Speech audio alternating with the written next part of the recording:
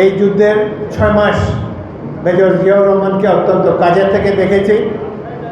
June মাসে Z force গঠিত হয়েছিল ইস্ট বেঙ্গল রেজিমেন্টের 1ম, 3য় এবং 8ম ব্যাটালিয়ন নিয়ে। জিয়া ছিলেন একজন প্রকৃত কমান্ডার। একজন সৈনিকের যেসব গুণাবলী থাকা উচিত সব কিছুই তার মধ্যে ছিল।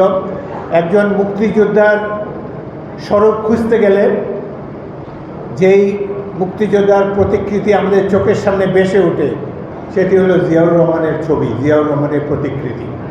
3 বছর রাষ্ট্র ক্ষমতায় থাকার পর যার কোনো ব্যাংক ব্যালেন্স ছিল না, যার একটা বাড়ি ছিল না, যে পুরনো কাপড় সেলাই করে পরতেন, যার জীবনে বিলাসিতা কখনো যাকে স্পর্শ করতে পারেনি, এরাই তো হলো প্রকৃত মুক্তিযোদ্ধা।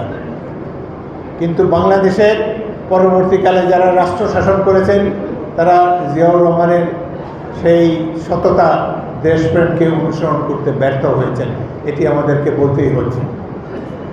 জিয়াউর রহমান বাংলাদেশি জাতীয়তাবাদ এই ধারণা প্রচলন করেছেন ভারতীয় আধিপত্যবাদ থেকে দেশ থেকে মুক্ত করার জন্যে। স্বাধীনতাকাল যুদ্ধের সময় প্রতিবেশী রাষ্ট্র ভারত আমাদেরকে সাহায্য সহযোগিতা করেছে। তখন ভেবেছিলাম তারা বোধহয় মানবতাবাদে উদ্বুদ্ধ হয়ে আমাদেরকে সাহায্য সহযোগিতা করছে। আজ এত বছর পর মনে হচ্ছে তারা তাদের দেশের স্বার্থ উদ্ধারের জন্য সেই সময় বাঙালিদেরকে সাহায্য সহযোগিতা করেছে। তাদের রাষ্ট্রীয় লক্ষ্য পূরণের জন্যেই আমাদেরকে সাহায্য করেছিল। এবং মুক্তিযুদ্ধের অব্যবহিত পর থেকে তারা পদে পদে চেষ্টা করছে সেই 71-এর যে সাহায্য সহযোগিতা করছে তার প্রতিদান তুলে নেবার জন্যে। বিশেষ করে মাফিয়া শেখ হাসিনার শাসনামলে এই দেশটি পরিণত হয়েছে ভারতের একটি করদ রাজ্যে পরিণত হয়েছে। আমি এই দেশের সাহসী ছাত্রদেরকে এবং সাধারণ নাগরিকদেরকে অভিনন্দন জানাই। জীবনের বিনিময় 1,500 ছাত্র, যুবক, সাধারণ মানুষের জীবনের আত্মত্যাগের বিনিময়ে আমরা আবার মুক্ত হয়েছি। আবার 71-এর স্বাধীনতাকে অর্থবহ করার জন্য একটি পরিবেশ আমরা এখানে পেয়েছি। এই যুদ্ধে দেশের প্রতিটি মানুষ অংশগ্রহণ করেছে। একটি নবগঠিত রাজনৈতিক দল বলার চেষ্টা করে তারা এই দেশকে আবার নতুন করে স্বাধীন করেছে। আবার একটি রাজনৈতিক দল 71-এ যারা স্বাধীনতার বিরোধিতা করেছে তারা বলতে চায় যে 71-এ আমরা নাকি ভুল করেছিলাম, আমরা মুক্তিযোদ্ধারা ভুল করেছিলাম 71-এ। অদ্ভুত, এই ধরনের প্রশ্নের মুখোমুখি হতে হবে কখনো চিন্তাও করিনি। সেই বীর বিক্রমে বাঙালি 71 সালে যুদ্ধ করেছে।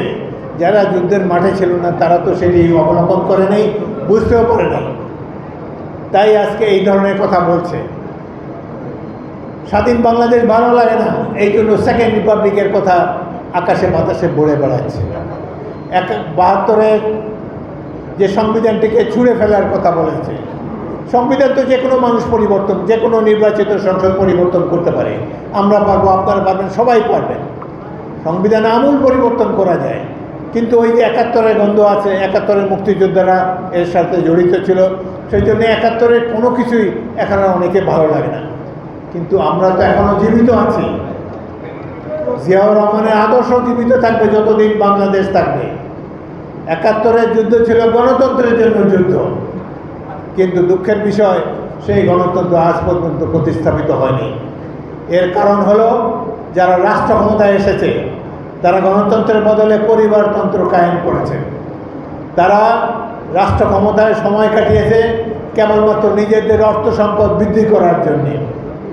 বিশেষ করে গত 17 বছর যারা ক্ষমতায় ছিল, শেখ হাসিনার এই দল এবং তার পরিবার এবং তার আত্মীয় স্বজন এবং তার এই দলের চেলা চামুন্ডরা পৃথিবীর বিভিন্ন রাষ্ট্রে বাংলাদেশের টাকা, গরিব মানুষের টাকা পাচার করেছে।